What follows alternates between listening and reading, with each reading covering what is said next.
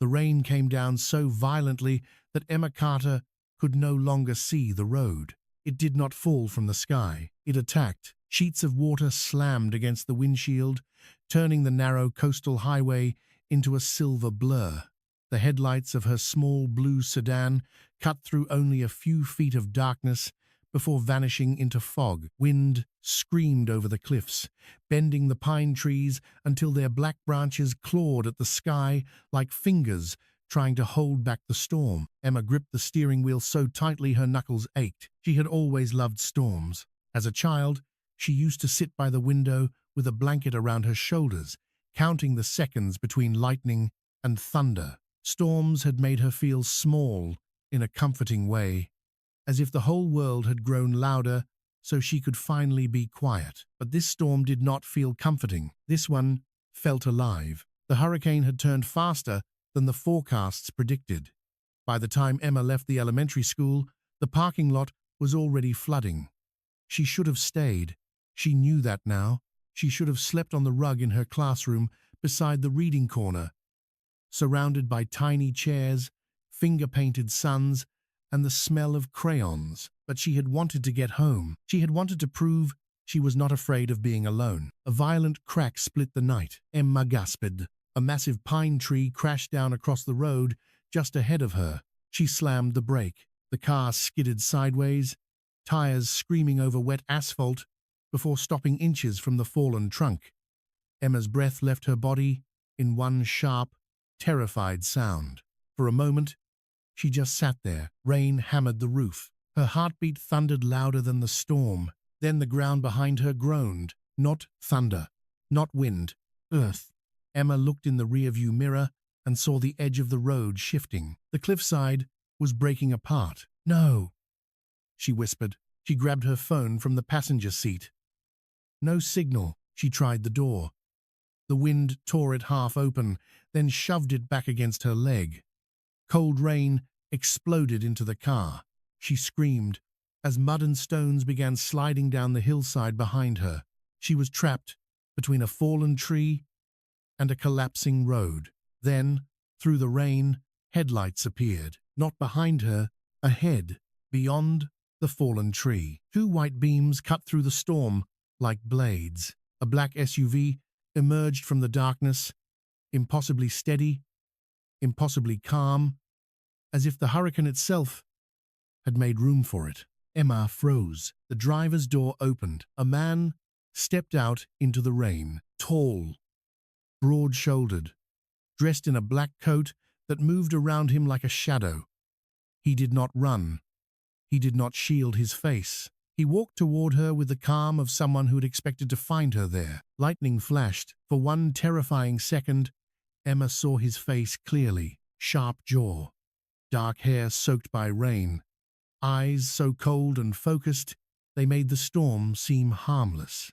He climbed over the fallen tree like it was nothing and came straight to her door. Emma rolled down the window with shaking fingers. "You need to get out," he said. His voice was calm, too calm. "Who are you?" she asked. The ground behind her cracked again. His eyes flicked past her car. "Someone who got here first." Before she could answer, he opened her door, reached across her body, unbuckled her seatbelt, and pulled her out with one arm. Emma stumbled into the rain, her shoes slipping in mud. The wind nearly knocked her sideways, but his hand closed around hers. Firm, unshaking, possessive, though she did not yet understand why. "Move," he ordered. The road behind her gave way. Emma turned just in time to see the asphalt split open. Her car lurched backward as the cliff collapsed beneath it. A wave of mud, rock, and broken trees swallowed the road where she had been sitting seconds before. Her scream disappeared into the hurricane. The stranger pulled her against him as the earth dropped away. For a moment, Emma stood pressed to his chest, rain streaming down her face, his coat wrapped around her by accident or instinct. She could feel his heartbeat. Slow, controlled, nothing like hers. He looked down at her. "You're safe," he said. But the way he said it did not sound like comfort. It sounded like a decision. Emma should have asked his name again. She should have demanded to know how he had found her on an isolated coastal road during the worst hurricane Maine had seen in decades. But before she could speak, the man guided her toward the SUV. A driver in a black suit opened the rear door from inside. Emma stopped. There were two other men in the vehicle, silent, watchful, armed beneath their coats. She could not see the weapons clearly, but she knew. Some part of her body understood danger before her mind could name it. "I'm not getting in that car," she said. The stranger looked at her. Rain ran down his face, but he did not blink. "Emma," he said quietly, "the road is gone." Her blood turned cold. She had not told him her name. The storm raged around them. "How do you know who I am?" For the first time, something shifted in his expression. Not guilt, not surprise, something darker. "Get in the car," he said. And because the world was collapsing behind her, Emma did. The man did not tell her his name until they reached the small coastal clinic an hour later. By then, the hurricane had swallowed half the county.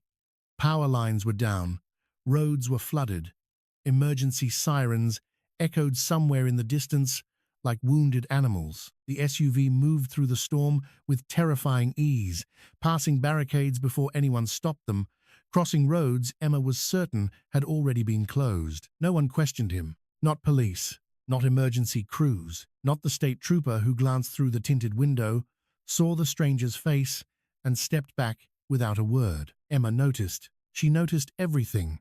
Her students often thought Miss Carter was soft because she smiled when they cried and kept extra granola bars in her desk for children who came to school hungry. Parents thought she was sweet because she remembered birthdays and sent handwritten notes home. But Emma had survived enough loneliness to become observant. Soft people watched, soft people learned, soft people knew when danger was wearing expensive shoes. At the clinic, nurses rushed toward her with blankets and questions. The stranger stood near the entrance, speaking quietly to a man in a dark suit. His coat was wet. His expression was unreadable. Emma sat on an exam table, wrapped in a grey blanket, watching him through the open curtain. The nurse checked her pulse. "You're lucky Mr. Moretti found you," the woman said. Emma turned. "Who?" The nurse hesitated, as if she had said something she should not have. "Luca Moretti." The name moved through the room like a draft under a locked door. Emma had heard it before. Everyone in New England had heard it. Moretti Shipping, Moretti Hotels, Moretti Development, luxury buildings in Boston, private docks along the coast, charity galas with senators, rumors whispered over coffee and lowered voices, men who disappeared after owing money, witnesses who changed their minds, police investigations that dissolved without explanation.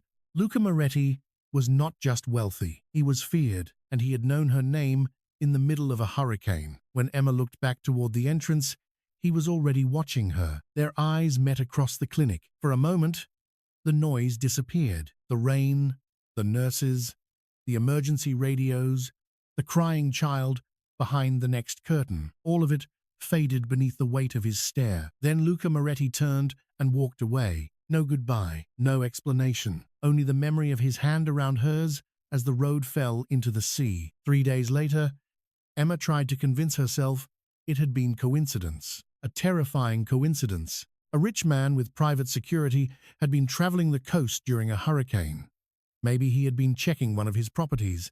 Maybe he had seen her headlights. Maybe he rescued people all the time and simply did not enjoy conversation. But the problem with lies was that Emma worked with children. She knew how fragile they sounded when spoken too many times.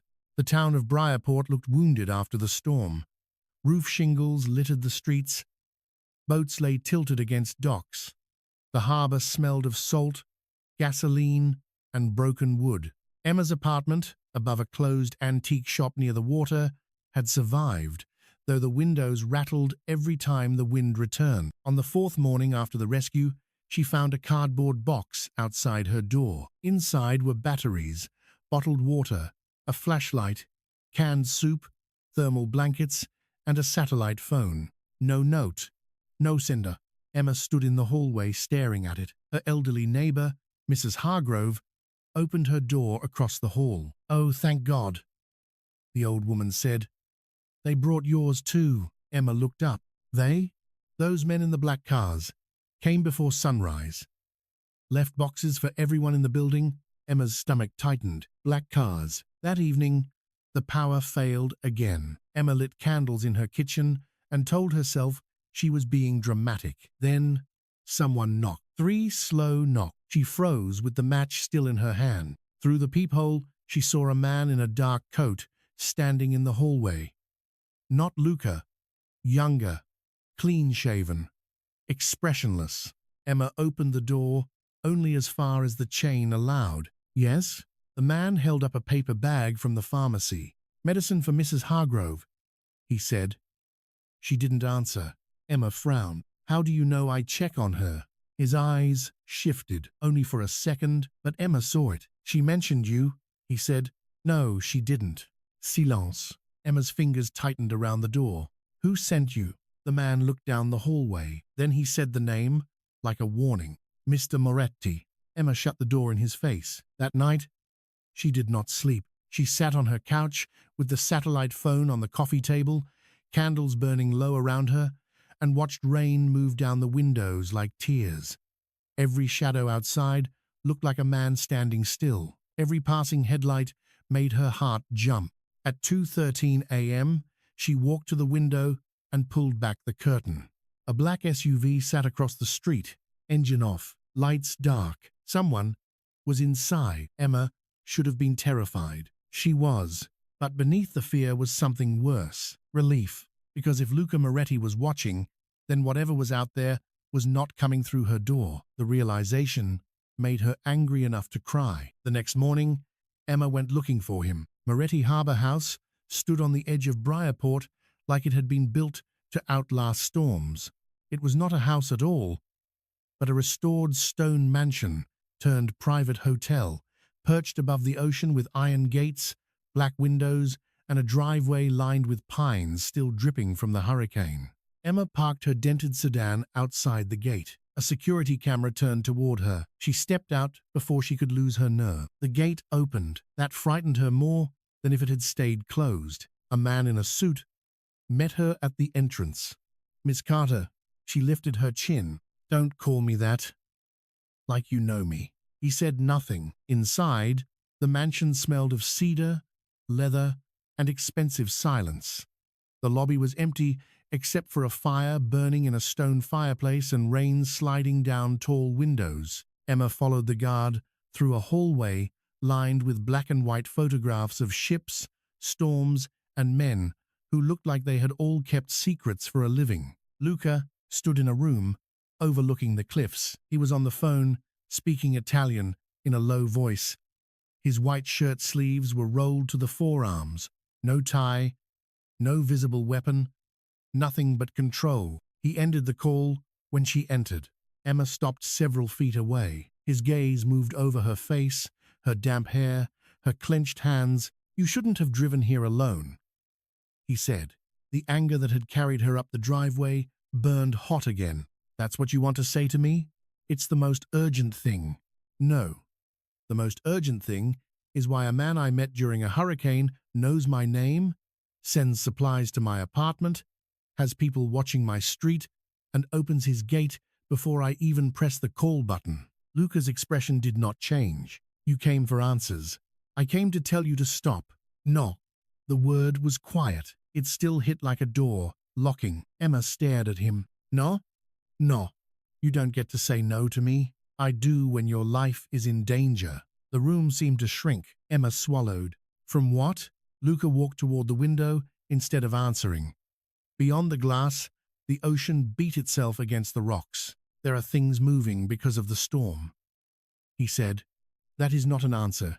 It's the only one you can have today." Emma laughed once, sharp and disbelieving. "You think because people are afraid of you, I should be too?" His eyes returned to hers. "You are afraid of me." She hated that he was right. "I don't trust you." "You shouldn't." The honesty silenced her. Luca took one step closer. Not enough to touch her. Enough that Emma noticed the difference. "But you should believe me when I tell you this. The night I found you, I was not the only one looking. A cold thread moved down her spine. Who else was? Before he could answer, the lights flickered. A second later, one of Luca's men entered the room, face tense. Sir. Bellini men were seen near the South Road. Luca's eyes changed. The coldness sharpened into something lethal. Emma looked between them. Who are Bellini men? Luca did not look away from his guard. Lock the property. The guard left immediately. Emma's pulse jumped. Luca. His name came out before she could stop it. He looked at her then. Something in his face softened for less than a second. Then it was gone. You need to stay here until the road clears. No. Emma. No. You don't get to trap me in your mansion because you refuse to explain anything. His jaw tightened. I'm trying to keep you alive. Then tell me why. Thunder rolled across the coast. Luca stared at her for a long moment, as if measuring how much truth she could survive. Then he said, because your father left something behind. Emma's breath caught. My father died when I was 12. I know. The words were quiet. Too quiet. Emma took a step back. You know? Luca's gaze did not flinch. He was not only a lighthouse mechanic. Something inside Emma resisted so hard it hurt. My father fixed boats. He fixed lights. He built bookshelves badly and burned pancakes every Sunday. He also hid evidence for a federal informant during a storm in 2006. The world tilted. Emma shook her head. No, that evidence disappeared. Men died looking for it. Families built empires around making sure it stayed buried. My father was not involved with criminals. He was involved with one man who was trying to escape them. Emma's eyes stung. Stop. But Luca did not. Victor Bellini believes the storm uncovered the trail again. And he believes you know where the case is. I don't. I believe you. Then why are they coming after me? Because men like Bellini don't need truth. They need leverage. The fire cracked behind her. Emma wrapped her arms around herself. All at once, she was 12 years old again, standing in a black dress at the cemetery while rain fell on her father's coffin. Everyone had said he died in a boating accident, a terrible accident during bad weather. Her mother had never been the same after. She had folded into grief like paper left in water. What was in the case? Emma whispered. Documents, accounts, names. Enough to destroy the Bellini family and expose everyone they own. Why would my father hide it? Luca looked at the storm outside. Because the man who gave it to him had a child. Emma looked up. What? The informant was running with his daughter. Your father helped them during the hurricane. He hid the case so the child could disappear. Her voice barely worked. What happened to her? Luca turned back. She survived. Emma felt the room breathe around her. And the informant? Killed. A strange sadness moved through Luca's eyes, but it vanished so quickly she wondered if she had imagined it. Why do you care? Emma asked. Why would Luca Moretti care about evidence against the Bellinis? His mouth hardened. Because Victor Bellini murdered my brother. The answer landed between them like a blade. For the first time, Emma saw something beneath his control. Not softness. Damage. Deep, buried, still bleeding. Before she could speak, a distant sound cracked through the mansion. Glass breaking. Luca moved instantly. He grabbed Emma's wrist and pulled her behind him. The door opened and two of his men rushed in. Breach on the east side. How many? Luca asked. 6 confirmed. Emma's lungs locked. Luca opened a drawer in the desk and removed a gun. She stared at it. He noticed. His voice lowered. Look at me. She did. Stay behind me. I can't. Emma, the way he said her name, stopped her panic from spilling over. Not gentle, commanding, but beneath it was something that sounded almost like fear. If you run from me right now, he said, they will take you. And if I stay? His eyes held hers. Then they will have to go through me. The first shot shattered the window. Emma screamed. Luca pulled her down as glass exploded across the floor. Rain burst into the room, wild and cold. Men shouted somewhere in the hall. The mansion's alarms began to wail. Luca dragged Emma through a side door into a narrow corridor. They moved fast, too fast for thought. Emma heard gunfire behind them, heavy footsteps, Luca's voice giving orders into a radio. At the end of the corridor, he pushed open a hidden panel that led to a service stairwell. "Go down," he said. She gripped the railing. "What about you?" A shadow of something crossed his face. "You are not allowed to worry about me yet." Yet? His hand touched the small of her back for one brief second, guiding her downward. It burned through her wet sweater like a brand. They descended into the belly of the mansion, past stone walls and emergency lights, until they reached an underground garage. Black SUVs waited in a line like sleeping animals. Luca opened the rear door of the first one. Emma climbed in. He followed. The driver sped out through a tunnel beneath the cliffs just as an explosion shook the garage behind them. Emma was thrown against Luca. His arm came around her instinctively. For a few seconds, she did not pull away. Neither did he. The SUV tore through a hidden coastal road, rain beating the windshield, headlights carving through fog. Emma sat beside Luca in the dark back seat, trembling so hard she could barely breathe. He removed his coat and draped it over her shoulders. She wanted to refuse it. She didn't. "Where are we going?" she asked. "A lodge in the mountains. Another one of your properties?" "One no one knows about." She looked at him. "Somehow I doubt that." The corner of his mouth almost moved. Almost. Then his phone rang. He answered. A woman's voice spoke quickly on the other end. Emma caught only pieces. "Bellini, Harbor."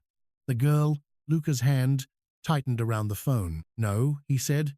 "No one touches the school." Emma went still. "My school?" He ended the call. "Luca." He did not answer. "My school? Victor is trying to pressure you. There are children there. Not tonight, but tomorrow. There will be no school tomorrow. You don't know that. I closed it." Emma stared at him. "You closed my school?" "I convinced the superintendent there was structural damage." "Was there?" "There is now." She should have been horrified. She was. But she also imagined her students safe at home instead of walking into a building watched by Bellini men. "You can't just control everything," she whispered. Luca looked out the window. "I can control more than most men, and less than you think." His gaze returned to her. For a moment, something charged moved between them. Danger. Anger. A strange understanding neither of them wanted. At the mountain lodge, snow had begun to fall.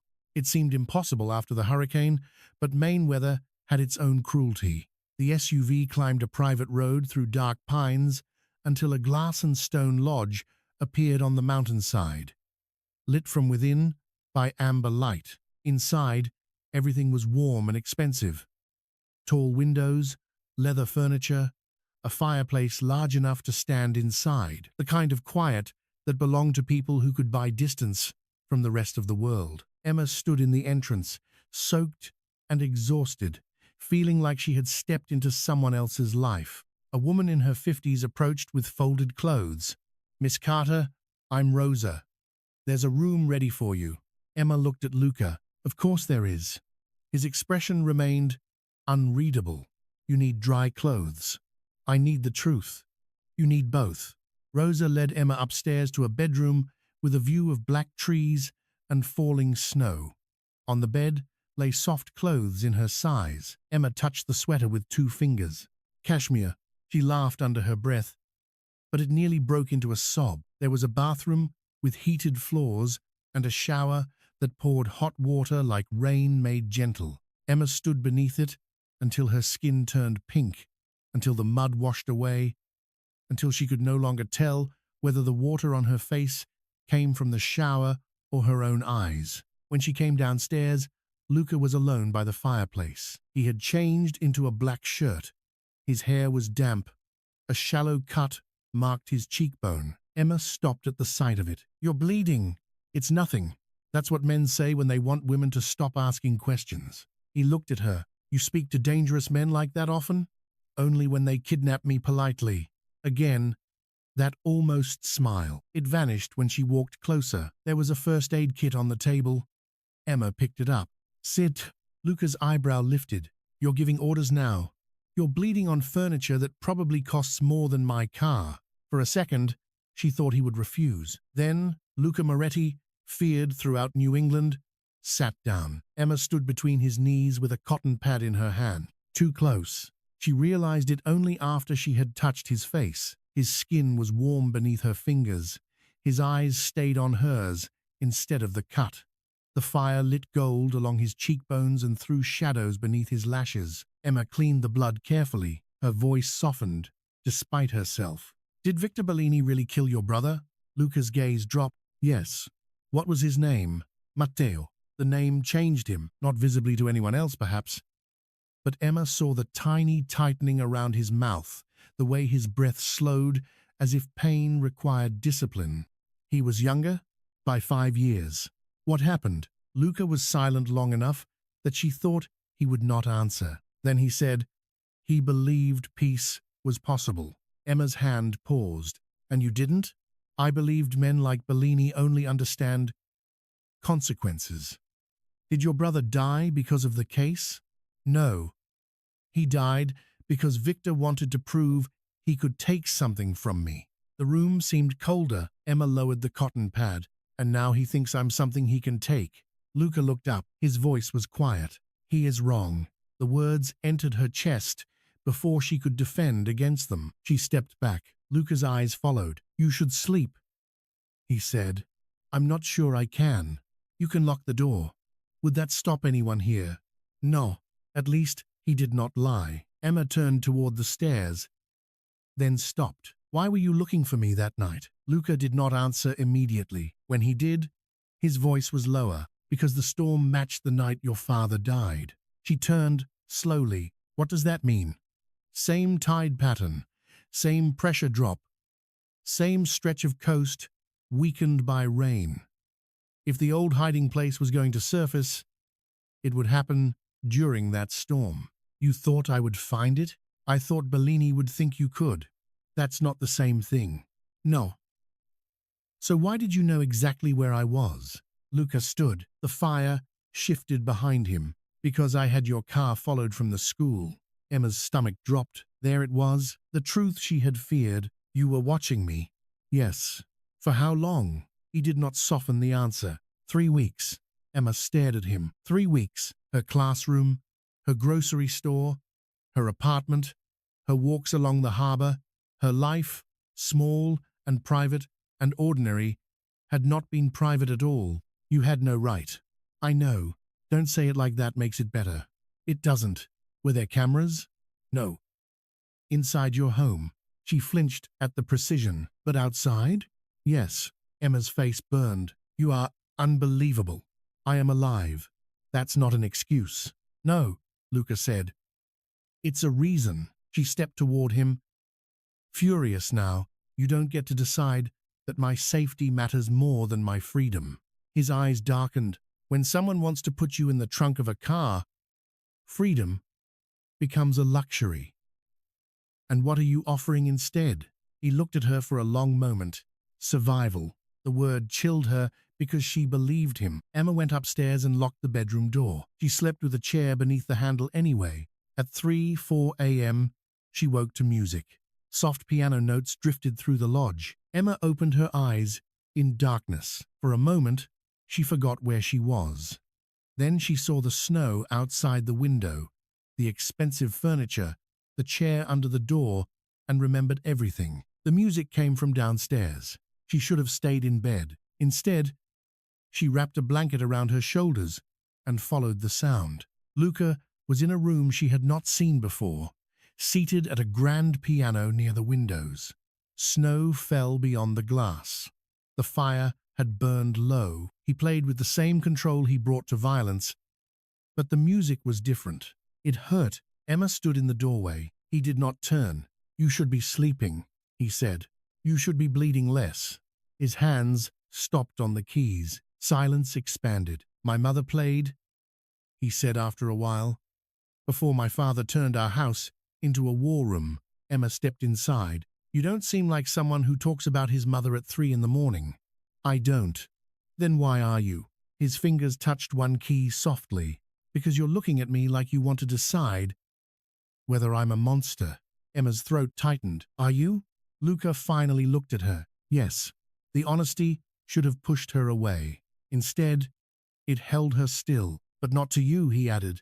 That's supposed to comfort me? No. Then what is it supposed to do? His gaze moved over her face. Warn you. The warning should have been enough. It was not. Over the next 2 days, the world outside narrowed to snow, security calls, and secrets. Emma was not allowed to leave the lodge. Luca did not call it imprisonment. Emma did. She spent hours near the windows, watching armed men move through the trees. She tried to call the police once. The line connected. She hung up before speaking because she realized she had no idea what she would say. Hello. I'm being protected by a criminal from other criminals because my dead father may have hidden evidence during a hurricane 20 years ago. It sounded insane. Worse, it sounded true. Luca kept his distance during the day. He made calls from behind closed doors. Men arrived and left. Maps appeared on tables. Names were spoken in low voices. At night, he always seemed to be near, never inside her room, never touching her, but there, in the hallway, when she woke from nightmares. By the fire, when she came downstairs for water. Outside on the terrace, staring into the snow like he expected enemies to rise from it. Emma hated how safe she felt when she saw him. On the third morning, she found a folder on the kitchen table. Inside were photographs. Her father, younger than she remembered, standing beside the Briarport lighthouse with another man Emma did not recognize. The second man held a little girl in a yellow raincoat. Emma's breath caught. That was Samuel Voss, Luca said from behind her. She turned. The informant? Yes. And the girl? Luca was silent. Emma looked back at the photo. The girl's face was half hidden by the hood, but there was something about the small hand gripping the man's coat. Where is she now? We don't know. You said she survived. She disappeared into witness protection. Emma touched the edge of the photograph. My father helped her. Yes. Her eyes burned. For years, her memories of her father had softened into simple things. Pancakes, lighthouse keys, the smell of engine oil, a large hand holding hers near the harbor. Now there was another image of him, a man standing in a storm, choosing to help a stranger's child even when powerful men would come for him. Did they kill him? She whispered. Luca did not answer fast enough. Emma looked up. Luca. Yes. The word broke something open. Emma covered her mouth. All her life, grief had been built on an accident, a wave, a storm, a cruel mistake. But it had not been the sea that took her father. It had been men, men with names, men with money, men like the ones Luca knew how to become. She pushed away from the table. I need air. It's not safe. I need air. Luca followed her onto the terrace. Snow fell lightly now. The storm had passed, leaving the mountains silent. Emma walked to the stone railing and gripped it, breathing hard. My mother died believing it was an accident, she said. Luca stopped a few feet behind her. I'm sorry. The words sounded unnatural from him. That made them feel real. Emma laughed, but it cracked. You're sorry? Yes. You watched me for 3 weeks and knew this? I suspected. You let me live in a lie. I kept you alive. She turned on him. Stop saying that like it erases everything. His face hardened. It doesn't erase anything. Then why do you keep doing it? Because if I think about what is fair, you die. Like. The words struck both of them into silence. Luca looked away first. For the first time, Emma saw exhaustion in him. Not physical. Something older. He carried death, like other people carried keys. She should not have moved closer. She did. Did anyone keep you alive after your brother died? His jaw tightened. No. The answer was barely sound. Emma's anger shifted. Not gone. Never gone. But altered by the sight of him standing there, powerful and alone, Surrounded by men, yet untouched by comfort. Snow landed on his dark hair. Emma lifted her hand before thinking. She brushed it away. Luca went completely still. So did she. Her fingers hovered near his temple. His eyes lowered to her mouth for one dangerous second, and the air between them changed. He almost touched her. She saw it. His hand moved slightly, then stopped. His voice was rougher when he spoke. "You should go inside." Emma's heart pounded. "Why?" "Because I'm trying to do one honorable thing," she whispered. "And what is that?" "Not take comfort from the woman I dragged into my war."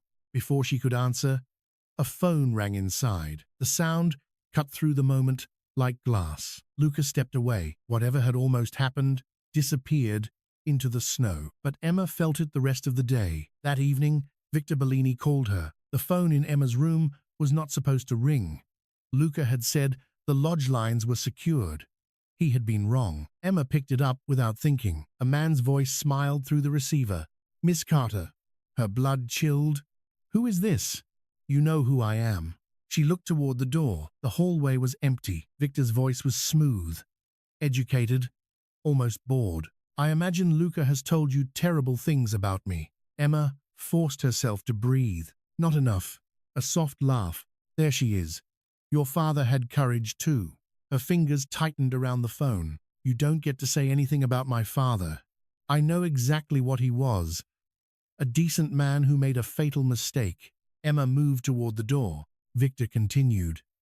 "Luca won't tell you the whole truth, of course. Men like him prefer women grateful and frightened. I'm neither." "No, you're angry. That makes you useful." She opened the bedroom door. 2 guards stood at the end of the hall, unaware. Victor's voice lowered. "Ask Luca about the child in the yellow raincoat." Emma stopped. "What about her?" "Ask him why he cares so much about a girl who disappeared 20 years ago. Ask him what her real name was." Emma could hear her own heartbeat. "What was her name?" Victor smiled through the silence. "Emma." The line went dead. For several seconds, she could not move. Then she ran. Luca was in the main room with 3 men, studying maps spread over the table. He looked up when she entered and immediately knew something was wrong. "Leave," he told the men. They did. Emma stood across from him, shaking. "Who am I?" Luca's face changed, only slightly. "Enough." Emma's voice broke. "Who am I, Luca?" He said nothing. She reached into the folder on the table and grabbed the photograph of Samuel Voss and the little girl in the yellow raincoat. "Is this me?" Silence. The fire snapped. Emma felt the floor vanish beneath her. "No," she whispered. "No. My father." "Your father was Daniel Carter," Luca said quietly. "In every way that mattered." "In every way that mattered?" Her voice rose. "What does that mean?" Luca closed his eyes for a second. The first sign that he had feared this moment. "You were born Amelia Voss." Emma staggered back. "No. Samuel Voss was your biological father. He was an accountant for the Bellini family. He stole evidence, tried to run, and brought you to Daniel Carter during the storm." "No." "Daniel hid the case. He hid you. He and his wife raised you as their daughter." "My mother," she knew. Emma shook her head, tears spilling now. "She would have told me.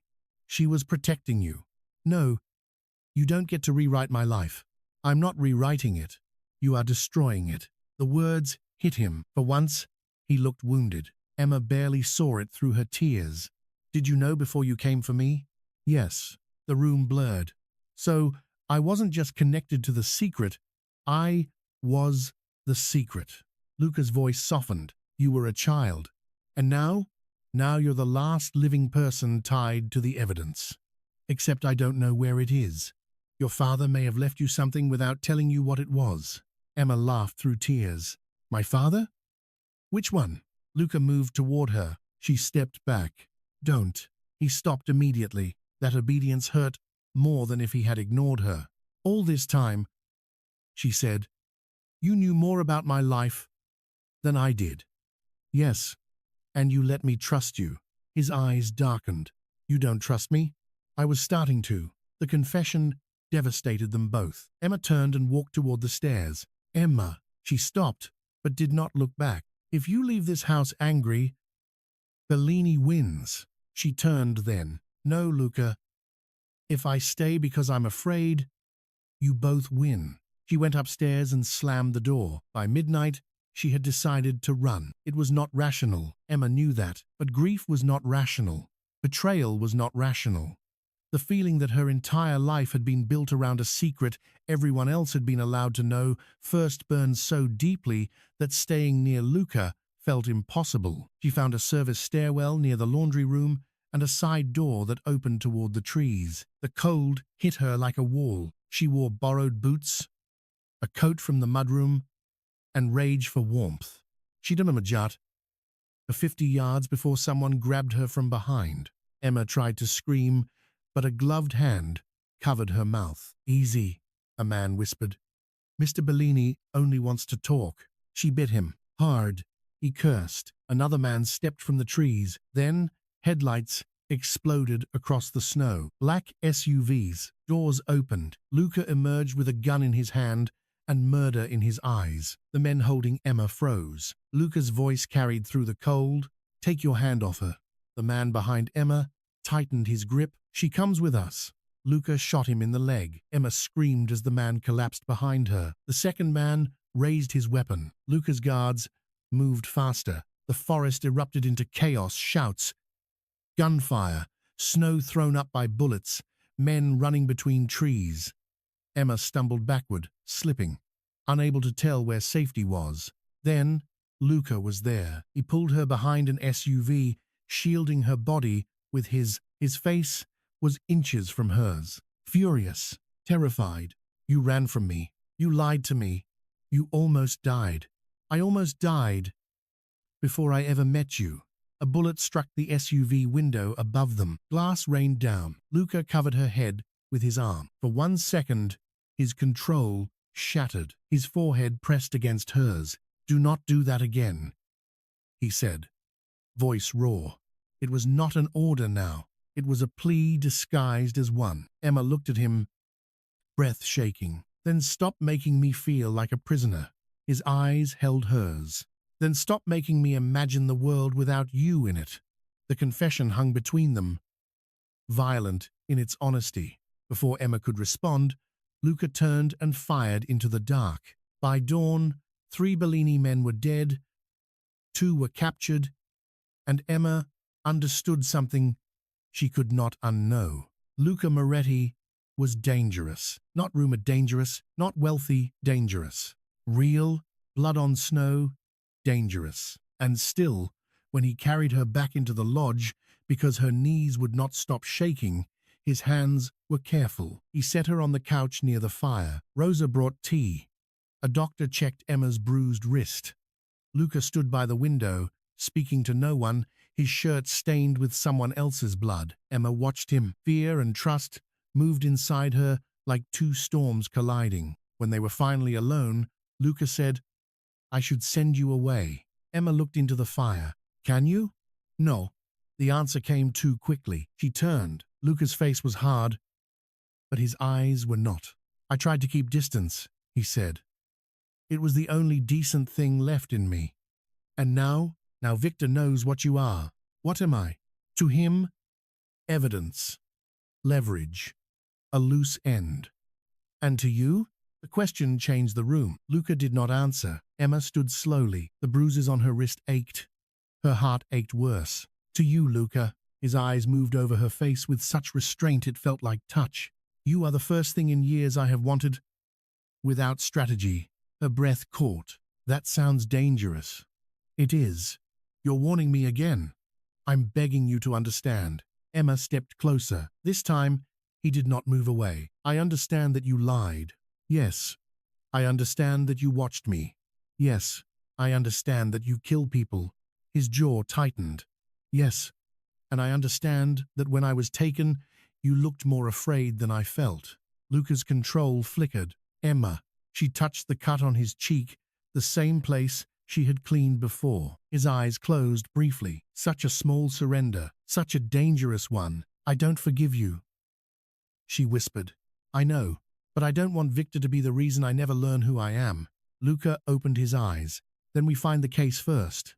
The key was in her father's lighthouse, not hidden in a vault, not buried beneath the old road, not locked inside some criminal archive. It was in a wooden bird Emma had kept on her bookshelf for 16 years. Her father had carved it for her when she was 8. A crooked little sparrow with one wing slightly too large. Emma had taken it to college, then to her first apartment, then to Briarport. She had dusted it, packed it, unpacked it, cried beside it. She had never known its base opened. Inside was a rusted brass key and a strip of paper with coordinates written in her father's hand. Emma sat at Luca's kitchen table, staring at the key like it was a ghost. He left it with me, she whispered. Luca stood beside her. Yes, all this time. He trusted you would find it when you needed to. No, Emma said softly. He trusted I would be protected long enough to need it. Luca said nothing. The coordinates led to Briarport Lighthouse. The old lighthouse had been closed since the storm damaged its foundation. It stood on a rocky point north of town, white paint peeling, windows dark, waves crashing below. They went at dusk. Luca did not want Emma there. Emma made it clear the argument was over before he began. So they arrived in a convoy of black SUVs under a bruised purple sky, the sea still restless from the hurricane. Luca's men spread out along the rocks. Emma walked beside him toward the lighthouse door, the brass key cold in her palm. You stay close, he said. I know. I mean it. I know. He looked down at her. The wind moved her hair across her face. Before she could fix it, Luca reached up and tucked it behind her ear. The gesture was so tender, so at odds with the armed men and storm-damaged coast around them, that Emma forgot to breathe. His fingers lingered for half a second. Then he stepped away. Inside, the lighthouse smelled of salt, dust, and memory. Emma's flashlight swept over the spiral staircase, the rusted railing, the walls where her father had once placed his hand. She remembered coming here as a child, remembered him lifting her so she could see the lens, remembered asking if the light was for boats or lost people. Both, he had said. The coordinates led beneath the stairs to a maintenance hatch. The brass key fit. Luca lifted the hatch open. Below was a narrow crawl space lined with stone. At the end sat a weatherproof metal case. Emma stared at it. A case that had cost her 2 fathers. A case that had turned her life into a target. Luca climbed down first, checked the space, then reached back for her. Emma took his hand. Together, they pulled the case into the lighthouse. It was heavier than she expected. Luca opened it with tools from one of his men. Inside were sealed drives, documents, photographs, account ledgers, and a small envelope with Emma's name written across it. Not Emma, Emilia. Her hands shook as she opened it. The letter was from Samuel Voss, her biological father. The words blurred through tears. My little girl, if you are reading this, then the storm did not keep the past buried forever. I am sorry I could not give you a normal life. I am sorry another man had to become your father because I failed to stay alive. But if Daniel Carter kept his promise, then you were loved. That is the only victory men like Bellini could not steal. Emma pressed the letter to her mouth. Luca stood silently beside her. The wind howled through cracks in the old walls. Then his radio crackled. Sir, we have movement. Multiple vehicles approaching the South Road. Luca's face went cold. Victor had found them. The lighthouse became a battlefield beneath a dying sky. Luca's men moved Emma toward the back exit, but Bellini's people had already surrounded the point. Headlights appeared on the ridge above. Men in dark coats spread across the rocks. The sea crashed below, trapping them between water and war. Then Victor Bellini stepped from a white SUV. He looked nothing like Emma expected. Not monstrous, elegant, silver at the temples, tailored coat. A handsome face built for boardrooms, funerals, and lies. He smiled when he saw her. Emilia Voss, he called over the wind. You have your father's eyes. Luca stepped in front of her. Victor's smile widened. And Luca Moretti has finally found something breakable. Emma felt Luca's body tense. Victor lifted one hand. His men raised their weapons. Give me the case, Victor said, and she walks away. Luca's voice was deadly calm. You know that isn't true. No? But it sounds civilized. Emma clutched the envelope in her coat. Victor's gaze shifted to her. You have no idea what he is, do you? Luca Moretti doesn't protect innocent people. He collects debts. Emma's voice shook, but she answered, And you bury children's fathers? Victor's smile faded. There, a crack. Luca glanced at her, something like pride and fear crossing his face. Victor Sahil, brave. That must be Daniel Carter's influence. Emma stepped partly around Luca. He was my father. Victor's eyes sharpened. And Samuel Voss? A man who loved me enough to let someone else save me. For the first time, Victor looked annoyed. Then he looked at Luca, touching. Truly. But this ends tonight. Gunfire erupted. Luca pulled Emma down as bullets tore into the lighthouse wall. The lantern glass above shattered, raining diamonds into the dark. Men shouted. The sea roared. Emma crawled behind the stone base with the case while Luca fired from the doorway. Every time someone tried to reach her, he stopped them. Not like a man protecting evidence, like a man defending the only prayer he had left. Smoke filled the lighthouse. Emma coughed, clutching the case. A Bellini man burst through the side entrance. Emma grabbed a broken metal rod from the floor and swung with everything she had. It struck his face. He fell back with a curse. Luca turned at the sound. That second nearly killed him. Victor fired. The bullet hit Luca high in the shoulder. Emma screamed his name. Luca staggered, but did not fall. Something inside Emma changed. Fear burned away. She dragged the metal case toward the old lantern control panel. Her father had taught her the system when she was little. The emergency beacon still had a manual power crank. Emma! Luca shouted. She ignored him. She shoved the case beneath the panel, tore open one of the waterproof bags, grabbed the drive Luca had said mattered most, and slammed it into the emergency transmitter unit recently installed for coastal rescue signals. Maybe it would work, maybe it wouldn't, but her fathers had not died, so she could hide behind powerful men forever. Victor saw what she was doing. His face twisted. Stop her. Emma cranked the manual lever. The lighthouse groaned. Once, twice. Then the dead lantern above them flashed to life. A massive beam cut through the storm-dark coast. At the same time, the transmitter began sending files, names, accounts, evidence, everything. Luca reached her just as Victor broke through the smoke. He was bleeding, pale, furious. Victor pointed his gun at Emma. Luca stepped between them. No, Victor said softly. I think she should watch you die first. Emma did not think. She moved. She grabbed Luca's fallen gun from the floor and pointed it at Victor with both hands shaking. Victor paused, then laughed. You won't shoot me. Emma's finger trembled on the trigger. Luca's voice came low beside her. Emma. Victor smiled. You're a teacher. You save children. You don't kill men. Emma's eyes filled with tears. No, she whispered. I don't. Then behind Victor, red and blue lights exploded across the windows. Federal agents, state police, Coast Guard. The lighthouse beam had not just transmitted evidence, it had called every honest person still left close enough to hear. Victor turned. Luca moved. In one brutal motion, he knocked the gun from Victor's hand and drove him to the ground. Victor fought like a desperate man, but Luca was rage given a body. Emma shouted for him to stop, not because Victor deserved mercy, because Luca deserved not to lose himself there. Luca! Her voice reached him. His fist stopped inches from Victor's face. Luca looked back at her. Blood ran down his arm. Smoke moved around him.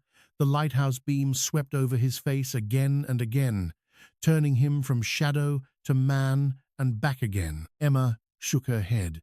Don't let him take more from you. For a long moment, Luca did not move. Then he released Victor Bellini. Federal agents rushed in. Victor was dragged to his feet, shouting threats that no longer sounded like power. Outside, the storm finally began to break. 3 weeks later, the Bellini empire collapsed on national television. Emma watched from Luca's penthouse in Boston, though she told herself she was only there because Briarport was still crawling with reporters.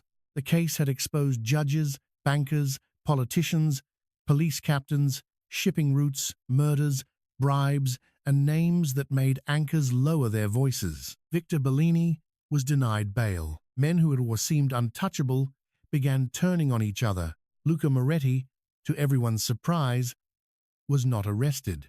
Not because he was innocent, Emma knew better than that, but because the evidence had also revealed something no one expected. For years, Luca had been building his own case against Victor. Quietly, illegally, ruthlessly, not out of goodness, out of revenge. Emma was not sure whether that made him better, only more honest. His penthouse overlooked Boston Harbor from behind walls of glass. The city lights shimmered on black water. Snow fell softly outside, nothing like the violent storm that had begun everything. Luca stood near the window, his injured arm still in a sling. He had been unusually quiet since the lighthouse. Not distant, never distant, but careful, as if he had finally realized Emma could leave, and that terrified him more than bullets. Emma entered the room holding 2 cups of coffee. "You're supposed to be resting. I dislike being told what to do." She handed him a cup. "I know. It's one of your worst qualities." His eyes moved over her face. "And my best?" She looked out at the harbor. "You came when the road was collapsing." He was silent. Then he said, "I came because I was watching you." "I know. I would change that if I could." Emma turned to him. "No, you wouldn't." A faint shadow crossed his mouth. "No, I wouldn't." That honesty again. Infuriating. Necessary. Emma set her cup down. "I don't know how to love someone like you." Luca went very still. The word love had entered the room like a lit match. She continued, before fear could stop her. "I don't know how to trust a man who lies as easily as he breathes. I don't know how to build something with someone who thinks protection means control. I don't know if there's a version of us that doesn't destroy me." His face was calm, but his eyes were not. "And yet," Emma's heart ached, "and yet when I imagine leaving, I still look for your headlights in the rain."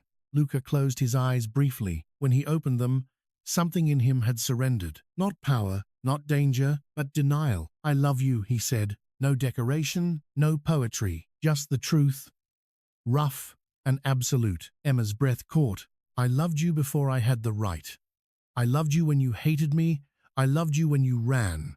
I loved you at the lighthouse with a gun in your hands and tears on your face, and I will love you if you walk out that door and never forgive me." Her eyes filled. "That sounds like another warning."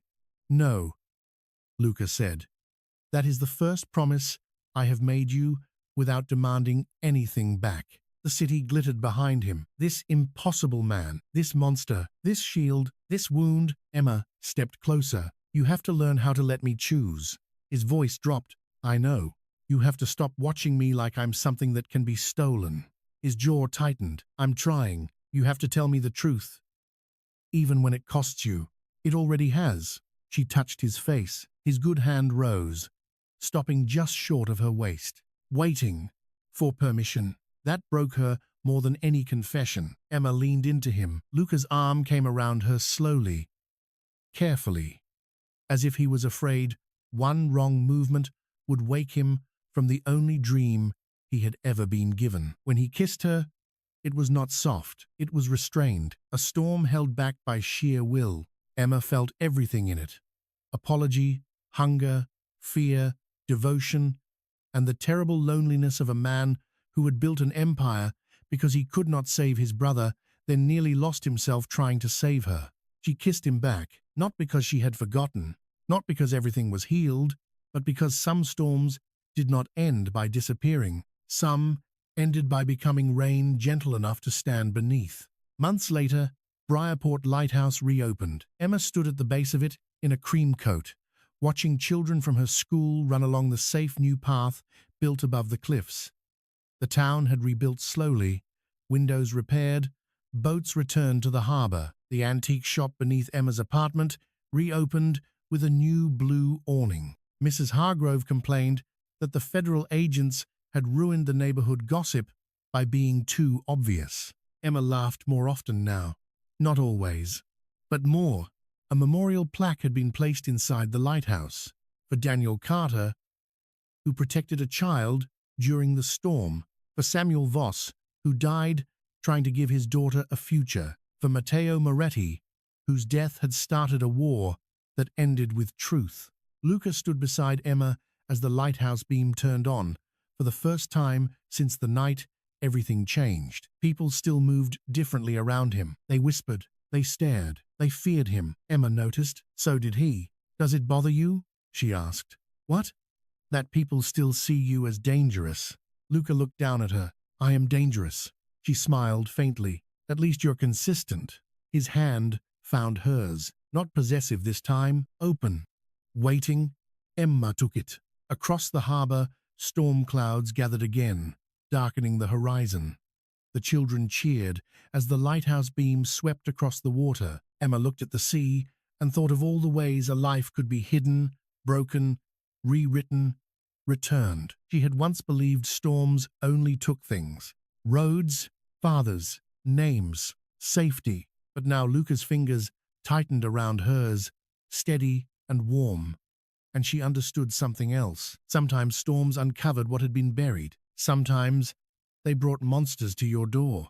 And sometimes, if you were brave enough to face the truth waiting inside the rain, the stranger who saved you from the storm became the man who would spend the rest of his life proving he deserved to stay after it. Luca leaned close, his voice low enough that only she could hear. When the next storm comes, Emma, I won't be watching from across the street. She looked up at him. No?